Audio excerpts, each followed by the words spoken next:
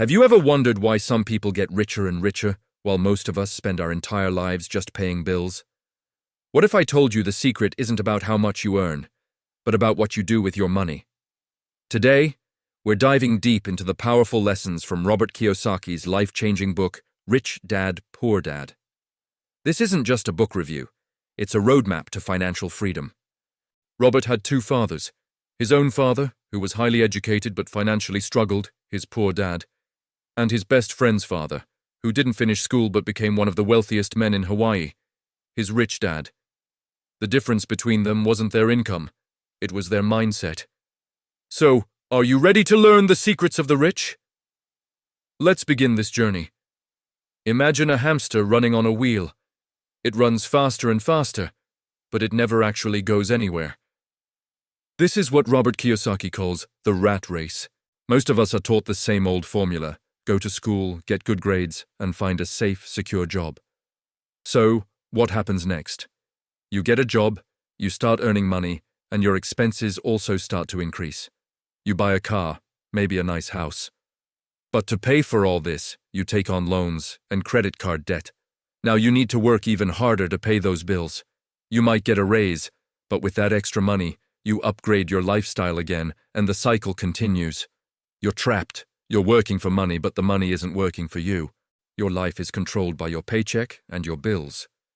Rich Dad taught Robert that the goal isn't to get a better job in the rat race. The goal is to get out of the rat race completely. So how do you escape? The first and most crucial lesson from Rich Dad is understanding the difference between an asset and a liability. This sounds simple, but it's the foundation of all wealth. Rich Dad's definition is incredibly straightforward. An asset is something that puts money into your pocket. A liability is something that takes money out of your pocket. That's it. It's that simple. Now let's think about this. Your poor dad, the traditional mindset, might tell you that your house is your biggest asset. But is it? You pay a mortgage every month. Property taxes, insurance, maintenance costs. Money is constantly flowing out of your pocket. So, according to Rich Dad, your primary residence is actually a liability. On the other hand, a rental property that generates positive cash flow every month after all expenses are paid, that's an asset. It's putting money into your pocket. Other examples of assets include stocks that pay dividends, bonds, or a business that runs without your direct involvement. The poor and middle class spend their lives buying liabilities they think are assets. The rich, however, focus on acquiring real income-generating assets. This one shift in perspective can change your entire financial future. This brings us to the next powerful piece of advice: mind your own business. Now, this doesn't mean you should quit your job tomorrow. Rich Dad's advice was to keep your day job, that S, how you pay your bills, but start building your business on the side. And what is your business? Your business is your asset column. It's not your profession. Your profession is what you do from 9 to 5. Your business is what you own. So while you are working as a doctor, a teacher, or an engineer, you should be using your spare time and a portion of your income to buy or create assets. This could be anything: investing in the stock market, buying a small rental property, starting an online store, or even creating intellectual property like a book or a course. The idea is to have your main job cover your expenses, while every extra dollar you can spare goes into building a portfolio of assets. Over time, the income from your assets will grow. Eventually, it will become large enough to cover all your expenses. At that point, you are financially free. You no longer need your job to survive. You can choose to work or not. That's the ultimate goal. Don't confuse your profession with your business. Your profession pays the bills. Your business makes you rich. Now let's talk about a secret weapon the rich use to accelerate their wealth: corporations. This might sound complicated, but the basic concept is vital. Rich Dad explained that the tax system is designed in a way that often benefits business owners and investors more than employees. When you are an employee, the system is you earn money, you pay taxes on that money, and then you spend what's left. But when you own a corporation, the sequence is different. The corporation earns money, it spends money on all its business-related expenses, and then it pays taxes on whatever profit is left. This is a huge advantage. Things that you would normally pay for with your after-tax money, like a car, travel, or even some meals, can become legitimate business expenses if they are used for the business. This means the business can deduct these costs before calculating its taxable profit. It's a legal and powerful way to reduce your tax burden, leaving you with more money to reinvest into your asset column. The rich understand that financial IQ isn't just about making money. It's also about protecting it. And learning the basics of tax and corporate law is a key part of that financial education. Of course, the path to financial freedom isn't always easy. Robert Kiyosaki highlights several major obstacles that stop people from becoming wealthy. The first is fear, specifically the fear of losing money. Everyone has it. Even the rich are afraid of losing money. But the difference is how they handle that fear.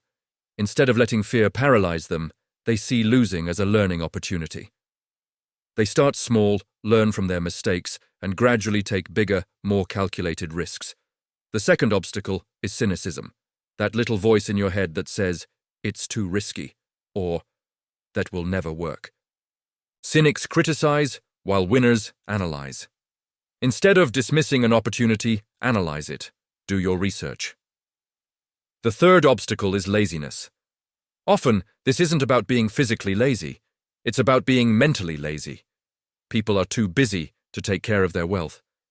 They come home from work, watch TV, and avoid thinking about their finances. Overcoming this requires a bit of healthy greed, a desire for a better life that motivates you to learn and take action. And finally, there are bad habits. Your life is a reflection of your habits.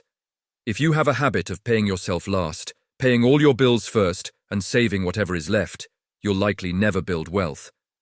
Rich Dad taught Robert to pay himself first. As soon as you get your paycheck, set aside a portion for your asset column before you pay a single bill. This pressure will force you to be more creative in finding ways to pay your bills. So, what's the takeaway from all this? The lessons from Rich Dad, Poor Dad aren't just theories, they are a call to action. Financial education is your most important asset. It's the foundation upon which you can build a life of freedom. Start today. Start by changing your mindset. Understand the difference between an asset and a liability. Start minding your own business by building your asset column, even if it's just with a small amount of money each month. Educate yourself about investing, taxes, and the market. Read books, watch videos, maybe even find a mentor. Don't let fear or cynicism hold you back. The journey of 1,000 miles begins with a single step. Your journey to financial freedom starts with the decision to take control of your financial education and your future. It's not about getting rich quick. It's about getting rich smart.